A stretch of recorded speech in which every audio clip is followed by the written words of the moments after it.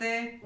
Нашият организъм е като една камина, в която след като горят въглища и дърва се отделя пепел. За да се премахне тази пепел от организма, използвам всички тези продукти. Сега ще ви запозная по-подробно. Единият от тях е Basic, който ми оправи проблемите с тънкото черво. А проблемите се стоеха в това, че всичко, което приемах, не се усвояваше от организма, а сега всичко е наред. Тоест, получих много добър резултат от приемане на Basic.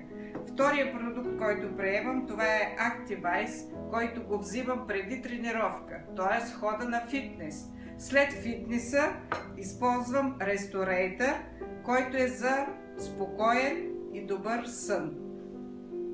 Освен, че прочиства моя организъм вътрешно, той трябва да се прочисти и външно. А за тази цел използвам тези два хубави крема.